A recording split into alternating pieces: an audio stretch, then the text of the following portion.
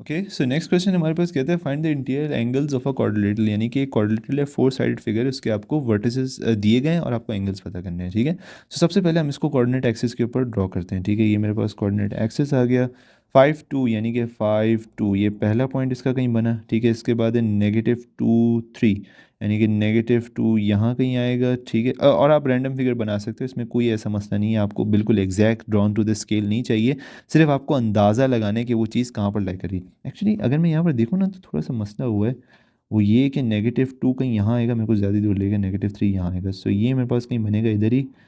उसके बाद है -3 -4। अच्छा, मैं मार्क करते जाता हूँ साथ साथ ना, ताकि बाद में मुझे मसला ना हो, A B C और D।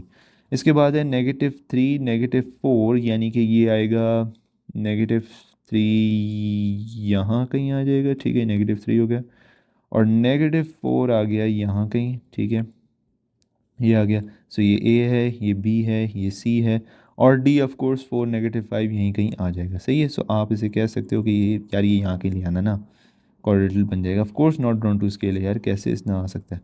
अब असल जो मकसद है हमारा वो हम देखते हैं, वो क्या है, वो हमें एंगल पता करने, कौन कौन से एंगल्स। अब इस फिगर को चूंकि हमने बना लिया तो मैं इसको ज़रा यहाँ पर ले आता हूँ। ठीक है, ये आ गई A D C, sorry D A B। अब इसको मैंने क्यों इस कोऑर्डिनेट एक्सिस के ऊपर ड्रॉ किया, क्योंकि यार ये जो कोऑर्डिनेट्स हैं ना, अगर आप इनको इस हिसाब से सेटअप नहीं करोगे ना तो आपके पास एंगल्स गलत आएंगे। मैं आपको बताऊं यहाँ पर एंगल्स क्या आने चाहिए, आप खुद देखो ये कितना एंगल है, 90 डिग्री का एंगल है, ये भी 90 डिग्री, 90 90 है। इसका मतलब आपके पास सारे के सारे एंगल्स, यानी कि अल्फ़ा बीटा गैमा थीटा, सारे के सारे 90 आने चाहिए। सही है, और अगर आप इनको रेंडमली सेटअप करोगे, यानी कि AC BD रख दोगे या AD BC रख दोगे, तो आपका सेटअप गलत हो जाएगा। ठीक है, और उसकी वजह से आपके पास एंगल जो है वो कुछ और निकल आएगा। सो इसलिए मैं सबसे पहले अल्फ़ा एंगल को देखता हूँ।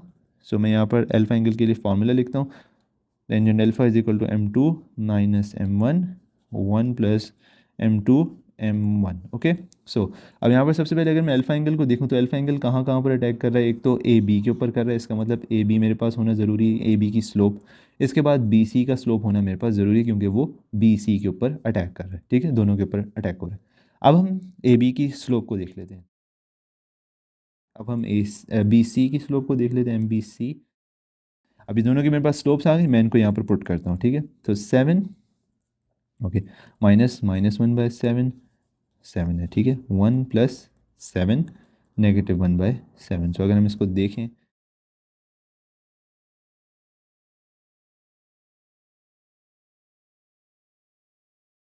और ये आप देख सकते हो नीचे क्या आ गया, ज़ीरो। तो जब डिनोमिनेटर में ज़ीरो आ जाता है तो आपके पास आंसर क्या आता है, इन्फिनिटी।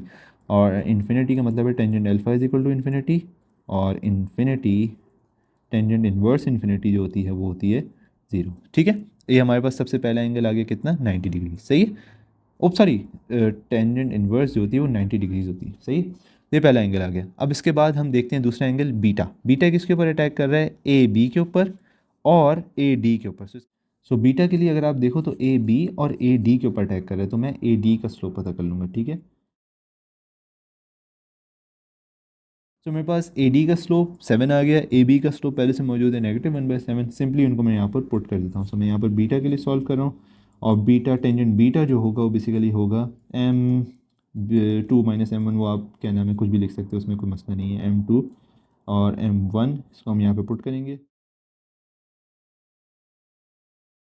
इन्फिनिटी जो होगा वो होगा 90 डिग्रीज, इसका मतलब बीटा भी 90 डिग्रीज आ गया। ऑलराइट, इसके बाद अब हम चलते हैं टेंजेंट गैमा की तरफ। गैमा अगर हम देखें तो किसके ऊपर अटैक कर रहा है, CD के ऊपर और BC के ऊपर ये अटैक कर रहा है। ठीक है, सो इसलिए मेरे पास CD और BC की स्लोप होना लाजमी है। मेरे पास जो अपना BC है उसकी स्लोप मैंने पीछे ही कैलकुलेट कर ली थी, वो थी मेरे पास BC की जो स्लोप थी वो थी 7। ठीक है, इसके बाद अब मुझे चाहिए बेसिकली BC की और CD की स्लोप, तो मैं CD की ज़रा स्लोप पता कर लेता हूँ। MCD is equal to, so -1/7, again वही सेटअप सारा,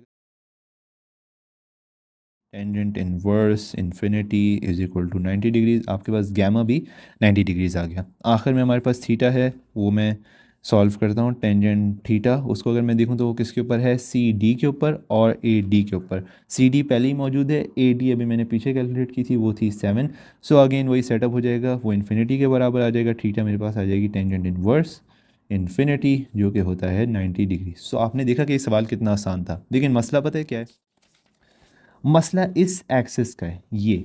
अगर आप इन तीनों सॉरी चारों पॉइंट्स को इस तरह कोऑर्डिनेट एक्सिस के ऊपर ड्रॉ नहीं करोगे, आप गड़बड़ कर दोगे, आपको मसला हो जाएगा, आपको समझने में मसला हो जाएगा। आप क्या करोगे, आप सिंपल अपने हिसाब से सेटअप कर दोगे ए बी सी डी।